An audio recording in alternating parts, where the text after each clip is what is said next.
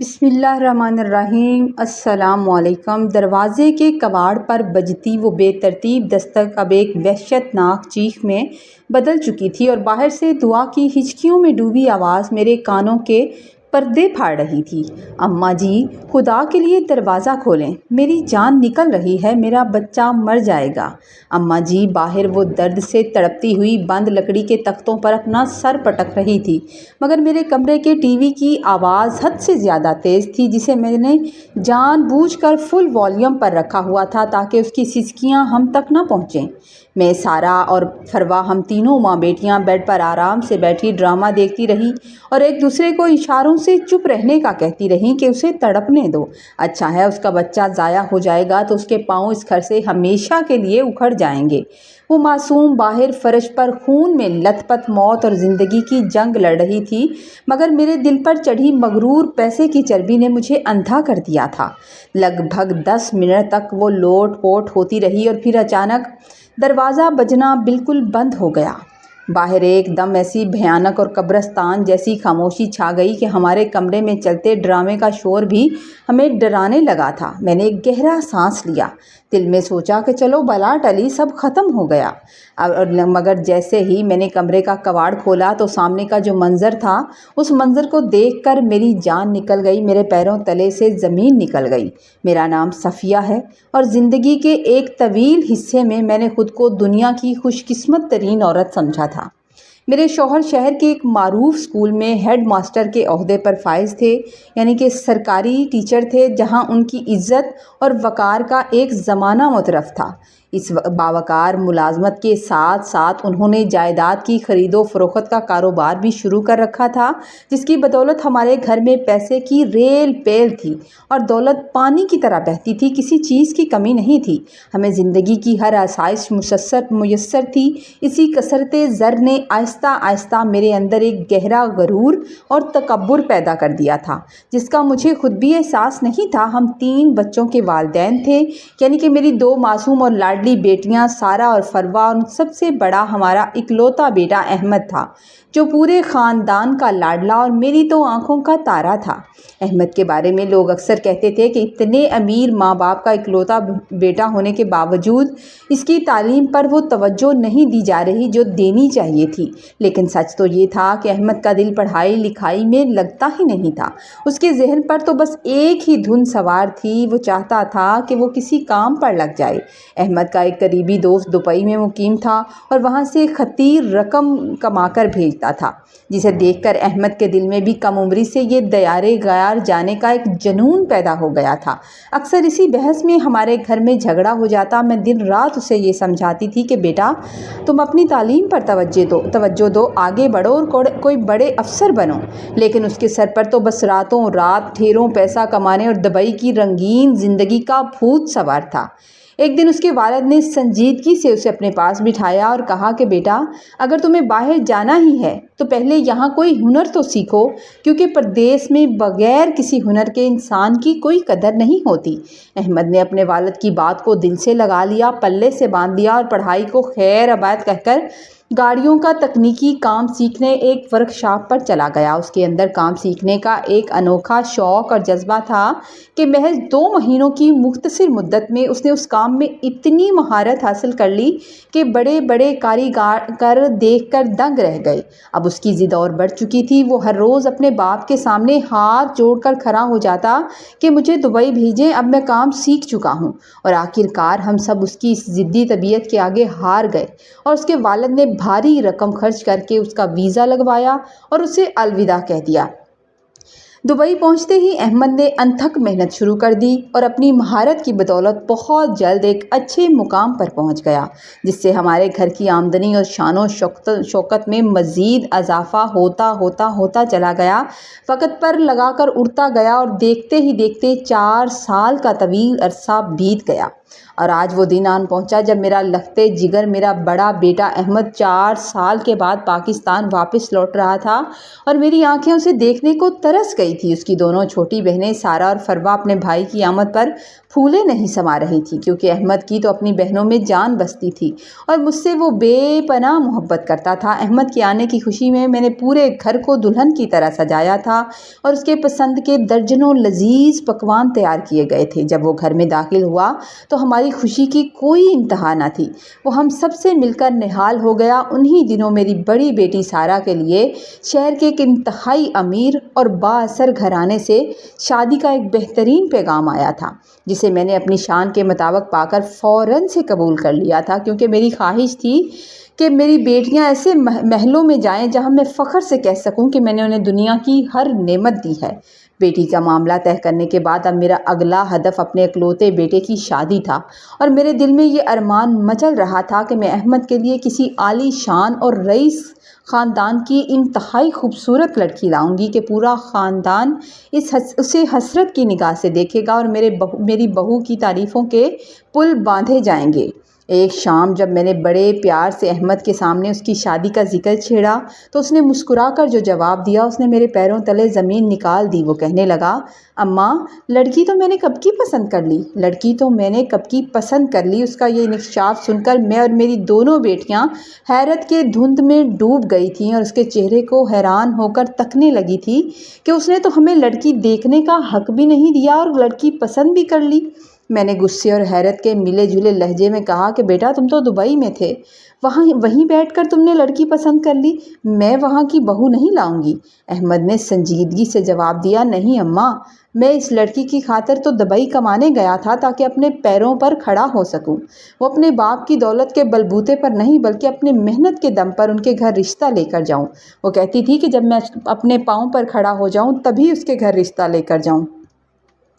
जब मैंने बोझल दिल के साथ उस लड़की का पता पूछा तो उसने करीबी इलाके का जो नाम बताया और कहा कि मैं उन्हें बता चुका हूँ और आज ही हमें उनके घर जाना है। हमें सब भारी दिल और अजीब सी उलझन के साथ अच्छे कपड़े पहनकर तैयार हुए कि शायद कोई पोशीदा अमीर ख़ानदान होगा।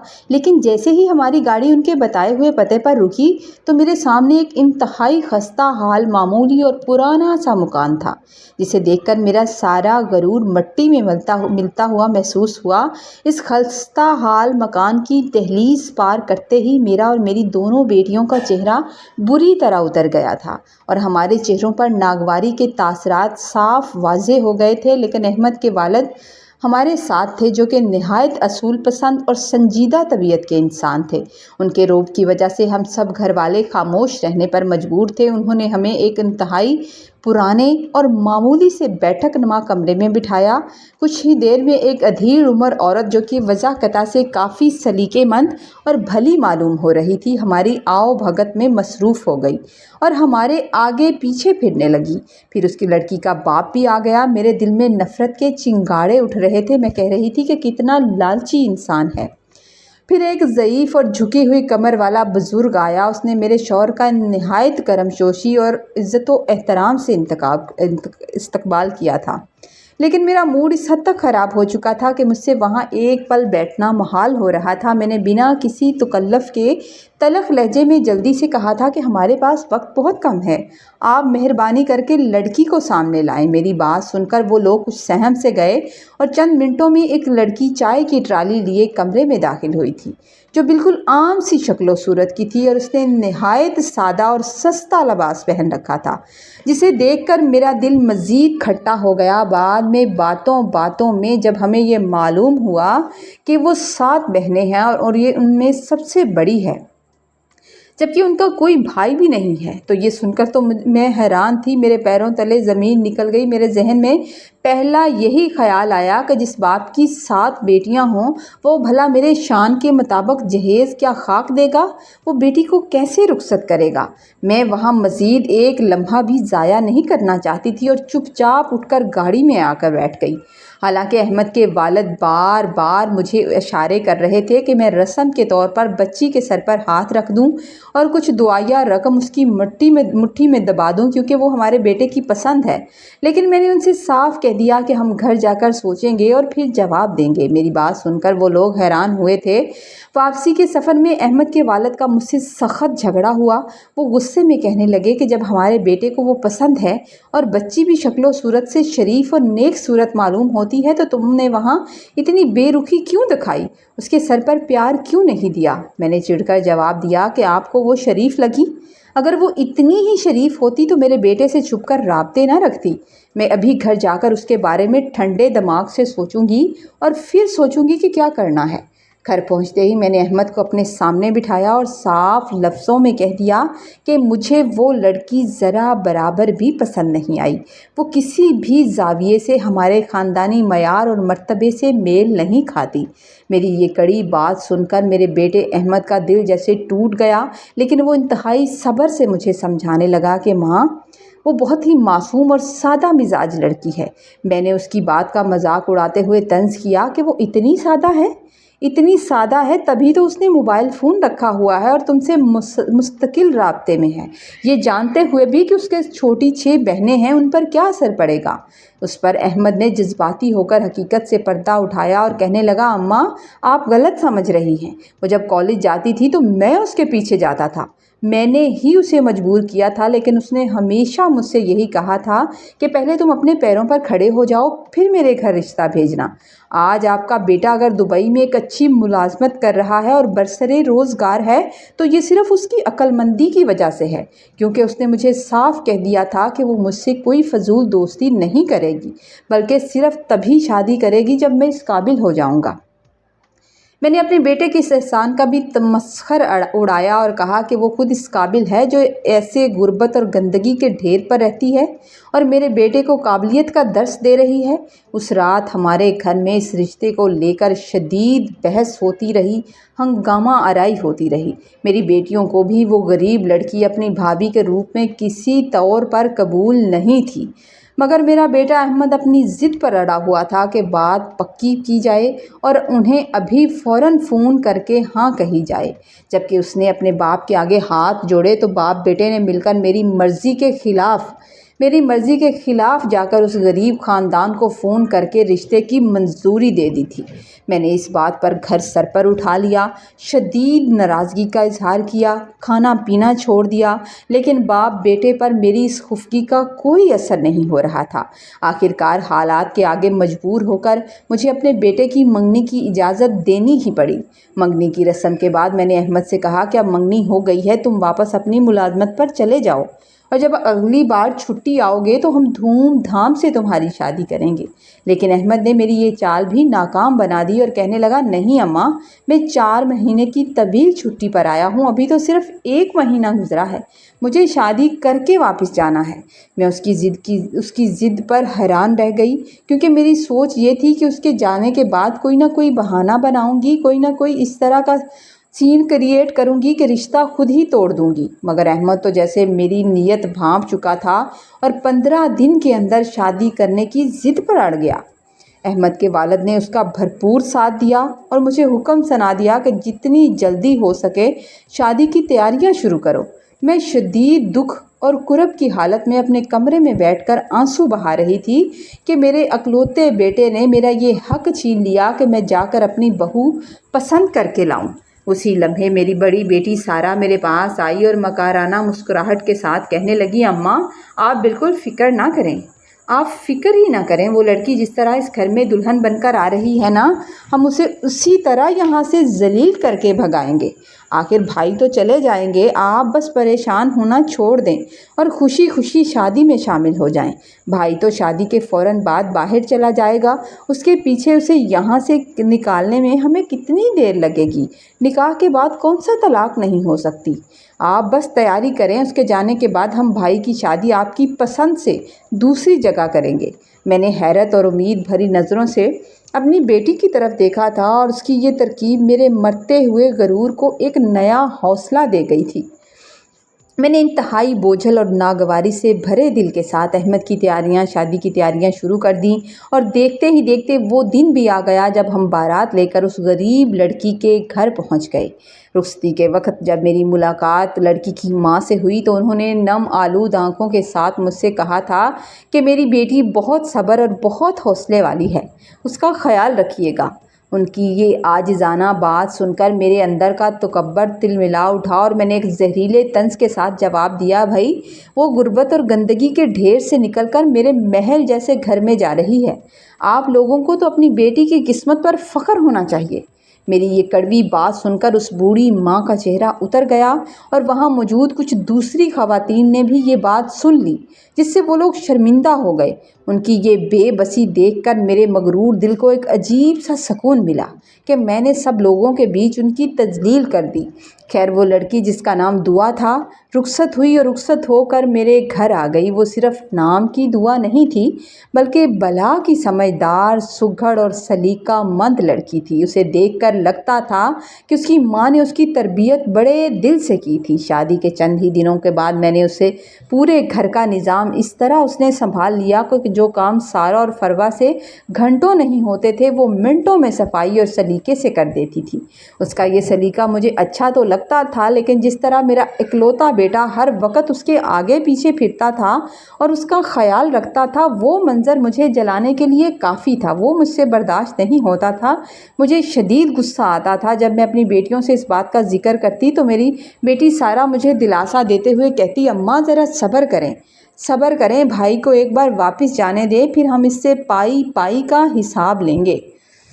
खैर, वक्त गुजरता गया और अहमद की छुट्टियां ख़त्म हो गईं और वो दिन आ पहुंचा जब उसे वापस दुबई रवाना होना था। उस दिन दुआ के रंग ढंग बिल्कुल निराले थे। उसकी आंखों से मुसलसल आंसू बह रहे थे और वो शदीद परेशान थी। अहमद मुझे छोड़कर बार बार उसके पास जाता, उसे तसल्लियाँ देता, जो मुझे बिल्कुल जहर लग रहा था। इसी दौरान अल्लाह ने हमें एक बड़ी खुशखबरी की उम्मीद भी सुनाई थी कि दुआ उम्मीद से थी, लेकिन ये खबर सुनकर मेरे दिल को एक शदीद बेसुकूनी ने घेर लिया था, क्योंकि मैं जानती थी कि इस बच्चे की आमद से इस घर में दुआ के पाँव हमेशा के लिए मजबूत हो जाएंगे।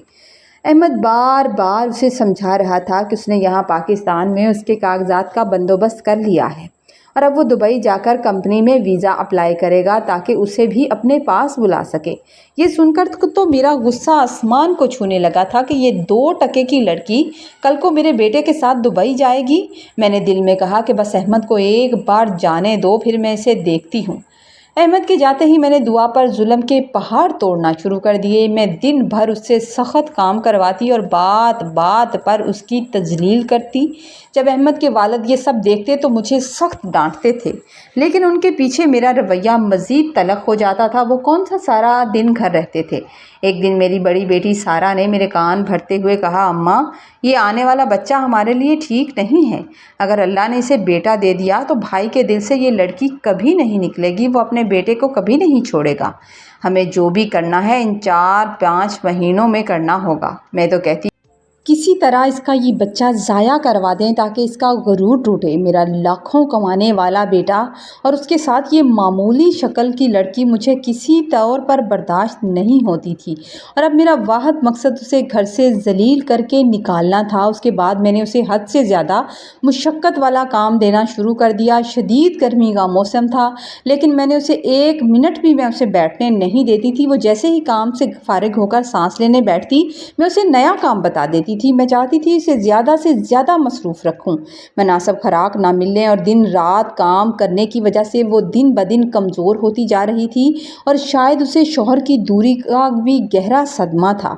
अहमद के वालिद अक्सर मेरी संगदिली पर मुझसे झगड़ा करते थे, लेकिन मैंने अपनी ज़िद नहीं छोड़ी और उनकी बातों का कोई असर नहीं लिया। एक दिन दुआ सहन में धरे कपड़ों का भारी टब उठाते हुए अचानक पैर फिसलने की वजह से फर्श पर ज़ोर से गिरी थी। میں نے اسے گرتے ہوئے صاف دیکھ لیا تھا، لیکن میں نے برہم کھانے کی بجائے دوڑ کر اپنے کمرے کا دروازہ اندر سے بند کر دیا اور ٹی وی کی آواز بہت تیز کر دی تاکہ اس کی چیخ و پکار ہم تک نہ پہنچے، ہم یہی کہیں کہ ہم نے تمہاری آواز نہیں سنی۔ وہ درد سے تڑپتی رہی، ہمارے کمرے کا دروازہ بجاتی رہی اور مدد کے لیے پکارتی رہی، لیکن ہم تینوں ماں بیٹیاں اندر آرام سے بیٹھی ڈرامہ دیکھتی رہی۔ ہم اچھی طرح جانتی تھیں کہ وہ تکلیف میں ہے، مگر ہم نے جان بوجھ کر دروازہ نہیں کھولا اور دل میں سوچا کہ بعد میں کہہ دیں گے کہ ہمیں کیا معلوم تھا کہ تم گر گئی ہو۔ تقریباً 10 منٹ بعد دروازہ بجنے کی آواز بند ہو گئی۔ جب آواز بند ہو گئی تو میں نے سکون کا سانس لیا کہ چلو ہمارا کام ہو گیا، لیکن جب کچھ دیر کے بعد کمرے سے باہر نکلے تو صحن میں موجود دعا نہیں تھی۔ ہم نے پورے گھر میں اسے ڈھونڈا لیکن وہ کہیں نہیں ملی۔ اسی دوران میں نے اپنا موبائل دیکھا تو اس پر میرے شوہر کا درجنوں مسڈ کال لگی ہوئی تھی۔ وہ دعا کو تڑپتا دیکھ کر خود ہی ہاسپٹل لے کر جا چکے تھے۔ میں نے جب دیکھا تو میرے چہرے کا رنگ اڑ گیا کہ احمد کے والد صاحب کو تو خبر نہیں ہونی چاہیے تھی، اور ایک شدید خوف نے مجھے گھیر لیا کہ اگر میرے شوہر کو سچ معلوم ہو گیا کہ یہ سب ہماری وجہ سے ہوا ہے تو ہمارا کیا بنے گا۔ میں نے جلدی سے سارا اور فروا کو ساتھ لیا اور رکشہ کروا کر ہاسپٹل پہنچی۔ وہاں پہنچ کر میں نے مصنوعی فکر مندی دکھانے کی کوشش کی، لیکن وہاں کا منظر دیکھ کر میرے ہوش اڑ گئے تھے۔ دعا آپریشن تھیٹر میں تھی اور میرے شوہر بار بار راہداری میں غصے سے پاگل ہو کر چکر کاٹ رہے تھے۔ ان کا بس نہیں چل رہا تھا کہ وہ میرا گلا دبا دیں۔ مجھے دیکھتے ہی مجھ پر برس پڑے اور ہماری شدید بے عزتی کرتے ہوئے بولے، ایک امید سے بہو کا خیال رکھنے کی بجائے تم سب کمرے میں بند ہو کر بیٹھی رہیں۔ تم لوگوں کو ذرا خوف خدا نہیں؟ تھوڑی ہی دیر میں لیڈی ڈاکٹر باہر آئیں اور انہوں نے افسوسناک خبر سنائی کہ ہم بچے کو نہیں بچا سکے کیونکہ آپ لوگوں نے ہاسپٹل لانے میں بہت دیر کر دی۔ یہ سنتے ہی جہاں میرے شوہر سر پکڑ کر بیٹھ گئے تھے وہاں میرے دل میں خوشی کی ایک لہر دوڑ گئی تھی کہ چلو بلا ٹلی، اور میرے شوہر نے جو میری بے عزتی کی تھی اس کا اثر بھی غائب ہو گیا تھا۔ اتنی ہی دیر میں دعا کے گھر والے بھی روتے پیٹتے وہاں پہنچ گئے۔ اس کی ماں کا رو رو کر برا حال تھا۔ میں نے اپنی مکارانہ عادت کے مطابق ان کے پاس بیٹھ کر کہا تھا کہ آپ کی بیٹی بہت لاپرواہ ہے، آپ کی بیٹی بہت لاپرواہ ہے۔ ہم اسے منع کرتے تھے کہ کام مت کرو، لیکن یہ غریب گھر سے آئی ہے نا تو اسے ہر وقت کام کرنے کا بڑا شوق چڑھا رہتا تھا، اپنی جان کی فکر ہی نہیں تھی اسے۔ میرا شوہر پاس ہی بیٹھا میری یہ جھوٹی باتیں سن رہا تھا، مگر وہ خاموش رہے۔ 2-3 دن کے بعد دعا ہاسپٹل سے گھر منتقل ہو گئی، لیکن اب وہ بالکل خاموش اور ایک زندہ لاش بن چکی تھی۔ میں نے احمد کو بھی فون کیا، فون کر کے یہی پٹی پڑھائی کہ دعا کو اپنی لاپرواہی کی وجہ سے یہ حادثہ ہوا ہے اور اس نے شاید جان بوجھ کر ایسا کیا ہے۔ احمد نے میری بات پر یقین ہی نہیں کیا، لیکن اس نے پلٹ کر مجھے یقین کیا یا نہیں کیا، لیکن اس نے مجھے پلٹ کر کچھ نہیں کہا، بس خاموش رہا۔ انہی دنوں مجھ پر ایک اور انکشاف ہوا جس نے میرے پیروں تلے زمین نکال دی کہ میری بڑی بیٹی سارا کا جس امیر گھرانے سے رشتہ طے ہوا تھا ان لوگوں نے اچانک بغیر کوئی وجہ بتائے شادی سے انکار کر دیا۔ میں بری طرح بوکھلا گئی کہ لڑکا امریکہ میں ہوتا تھا اور اتنی اچھی فیملی تھی، پھر انہوں نے جواب کیوں دیا؟ میں نے روتے ہوئے اپنے شوہر سے اس بات کا ذکر کیا تو انہوں نے ایک سرد اور حقارت آمیز مسکراہٹ کے ساتھ میری طرف دیکھا اور کہنے لگے، صفیہ، جب تم کسی اور کی بیٹی کے ساتھ ایسا کرو گی تو تمہاری اپنی بیٹی کے ساتھ بھی تو ایسا ہوگا نا، مکافات عمل سے کوئی بچ نہیں سکتا۔ میں نے حیرت سے پوچھا کہ آپ کا مطلب کیا ہے، آپ ایسا کیوں کہہ رہے ہیں؟ تو انہوں نے انکشاف کیا کہ جس وقت تمہاری بہو درد سے تڑپ رہی تھی تو تمہارے کمرے کا دروازہ بجا رہی تھی، ٹھیک اسی وقت سارا کے سسرال والے تم سے ملنے اور شادی کی تاریخ طے کرنے ہمارے گھر آئے تھے۔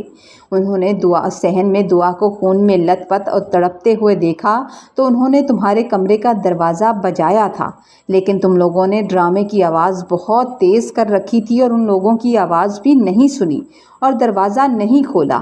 انہوں نے فوری طور پر مجھے فون کر کے بلایا اور میں ان کے ساتھ ہی دعا کو لے کر ہاسپٹل گیا تھا۔ جب انہوں نے اپنی آنکھوں سے تم ماں بیٹیوں کی یہ سنگ دلی اور درندگی دیکھی تو وہ کیسے ہماری بیٹی کو اپنے گھر کی زینت بناتے۔ انہوں نے اسی وقت رشتہ توڑنے کا فیصلہ کر لیا ہوگا۔ اپنے شوہر کے منہ سے یہ سچائی سن کر میرا سارا غرور، میری دولت کا گھمنڈ خاک میں مل گیا تھا اور مجھے یوں لگا جیسے کائنات نے مجھے میری اوقات دکھا دی، لیکن افسوس اپنے گناہوں پر شرمندہ ہونے کی بجائے میرے دل میں اس معصوم لڑکی دعا کے لیے مزید نفرت اور دشمنی سر اٹھانے لگی۔ دشمنی کی آگ مزید بھڑکنے لگی کہ اس کی وجہ سے میری بیٹی کا اتنا اچھا اتنا بڑا رشتہ ٹوٹ گیا۔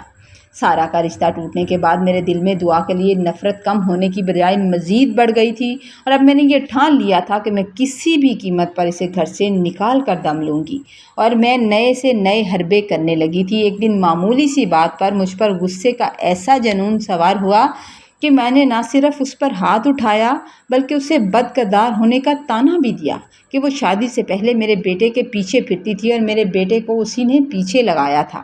ابھی میں اس کے خلاف اگلی چال سوچ رہی تھی کہ اچانک مجھ پر ایک اور بم گرا۔ احمد نے دبئی سے فون کر کے بتایا کہ اس نے وہاں دعا کے ویزے کے تمام کاغذات مکمل کر لیے ہیں اور اسے اپنے پاس بلا رہا ہے۔ یہ اس بات سننی تھی، یہ سننا تھا کہ میرے تن بدن میں آگ لگ گئی۔ میں نے فوراً سے بیٹے کو فون ملا کر سخت لہجے میں دھمکی دی کہ اگر تم نے اس 2 ٹکے کی لڑکی کو دبئی بلایا تو تم میرا مرا ہوا منہ دیکھو گے۔ احمد نے روتے ہوئے مجھے بہت سمجھانے کی کوشش کی کہ ماں، میں وہاں پردیس میں کرائے کے مکان میں اکیلا رہتا ہوں، مجھے کپڑے دھونے کھانا پکانے کے لیے اس کی ضرورت ہے، اور آپ لوگ یہاں میرے بھیجے ہوئے پیسوں سے ایک کی بجائے 2 خادمائیں رکھ لیں، 2 کام والی رکھ لیں، لیکن دعا کو میرے پاس آنے دیں، وہ میری بیوی ہے اور مجھے اس کی ضرورت ہے۔ مگر میں اپنے تکبر میں اتنی اندھی ہو چکی تھی کہ میں اپنی ضد پر اڑی رہی اور یہی ضد قائم رکھی۔ اس وقت تو وہ میری منتیں کرتا رہا، لیکن جب اگلے دن میں نے دوبارہ اس سے پوچھا کہ اس کا لہجہ بالکل بدل چکا تھا اور وہ سرد لہجے میں کہنے لگا، اماں اگر آپ نے اپنی جان دینا چاہتی ہیں تو آپ کی مرضی ہے، لیکن میں دعا کو ہر حال میں اپنے پاس بلا کر رہوں گا۔ اپنے سگے بیٹے کے منہ سے اپنی موت کے بارے میں یہ بے رخی سن کر میرے تو ہوش اڑ گئے۔ مجھے یقین ہو گیا کہ اس غریب لڑکی نے میرے بیٹے پر کوئی جادو کر کے اسے مجھ سے بالکل دور کر دیا ہے۔ احمد کے والد نے اس کا پورا ساتھ دیا اور مجھ سے چھپ کر دعا کی فلائٹ کا ٹکٹ کروا کے اسے دبئی روانہ کر دیا۔ جس دن دعا گھر سے رخصت ہو کر دبئی جا رہی تھی، میں اپنے کمرے میں دروازہ بند کر کے دھاڑے مار مار کر رو رہی تھی، اور میری بیٹیاں مجھے چپ کروا رہی تھیں، مجھے دلاسا دینے کی کوشش کر رہی تھی، لیکن اب پچھتائے کیا ہوت۔ اسی لمحے میرے شوہر کمرے میں داخل ہوئے اور انہوں نے میری طرف حقارت سے دیکھا تھا۔ حقارت سے دیکھتے ہوئے کہا، صفیہ روتی کیوں ہو؟ احمد کو تمہاری اس گھناؤنی سازش کا سارا سچ میں نے خود فون کر کے بتایا ہے۔ میں نے اسے بتایا ہے کہ جس ماں کے پیروں تلے تم جنت کہتے ہو وہ اس طرح کر رہی ہے تمہارے ساتھ۔ میں تمہاری کوئی بھی چال اب کامیاب نہیں ہونے دوں گا، میں کسی معصوم کے ساتھ کوئی زیادتی نہیں ہونے دوں گا۔ تمہیں تو خدا کا خوف ہی نہیں ہے۔ ہماری اپنی بھی 2 جوان بیٹیاں ہیں، کل کو ہم نے ان کے بھی رشتے کرنے ہیں، اور تم کسی کی معصوم بیٹی پر اتنا ظلم ستم کر رہی ہو۔ میں نے احمد کو صاف بتا دیا تھا کہ تمہاری ماں کوئی مرنے والی نہیں ہے، وہ صرف تمہیں جذباتی طور پر بلیک میل کر رہی ہے کیونکہ اسے بہو پسند نہیں ہے، اسی لیے احمد نے تمہیں یہ جواب دیا۔ یاد رکھو صفیہ، بہو سے مقابلہ کرتے کرتے کہیں تم اپنے اکلوتے بیٹے سے ہاتھ نہ دھو بیٹھنا۔